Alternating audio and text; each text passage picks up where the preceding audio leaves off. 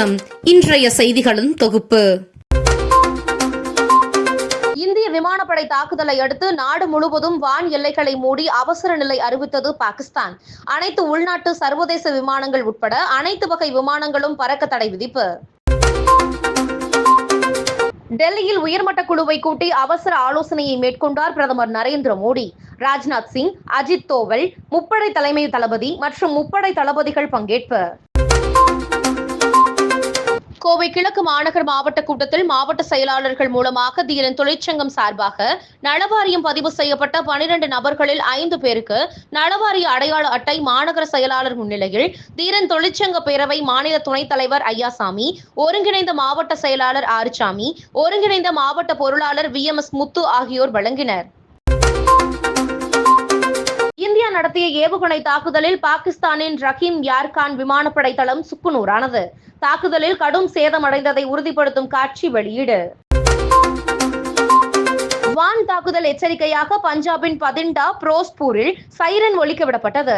காலை முதல் காஷ்மீரை குறிவைத்து பாகிஸ்தான் தாக்குதல் நடத்திய நிலையில் பஞ்சாபில் தாக்குதல் எச்சரிக்கை.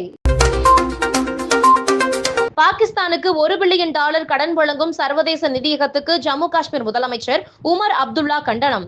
காஷ்மீரின் பல்வேறு பகுதிகளை தாக்கி வரும் பாகிஸ்தானுக்கு உதவி செய்வது எப்படி சரியாக இருக்கும் என்றும் கேள்வி. சித்திரை திருவிழாவையொட்டி கள்ளழகர் வைகை ஆற்றில் எழுந்தருளும் நிகழ்விற்காக சென்னை மதுரை இடையே முதல் முறையாக சிறப்பு ரயில் இயக்கம். நாளை இரவு 11:30 மணிக்கு தாம்பரத்திலிருந்து புறப்பட்டு காலை 7:55 மணிக்கு மதுரைக்கு செல்கிறது.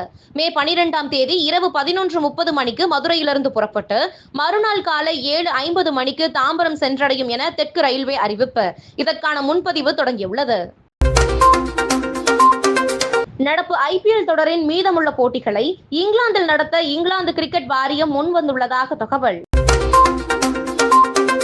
மணிரத்னம் இயக்கத்தில் கமல்ஹாசன், சிம்பு, த்ரிஷா நடிப்பில் உருவாக்கியுள்ள தக் லைஃப் படத்தின் இசை வெளியீட்டு விழா தற்காலிகமாக ஒத்திவைக்கப்படுவதாக பட தயாரிப்பு நிறுவனம் அறிவிப்பு. இசை வெளியீட்டு விழா சென்னையில் மே 16ஆம் தேதி நடைபெறுவதாக ஏற்கனவே அறிவிக்கப்பட்டிருந்த நிலையில் எல்லையில் நிலவி வரும் போர் பதற்ற சூழல் காரணமாக இந்நிகழ்ச்சி ஒத்திவைப்பு. தேதி பின்னர் அறிவிக்கப்படும் என தகவல். இத்துடன் செய்திகள் நிறைவடைகிறது.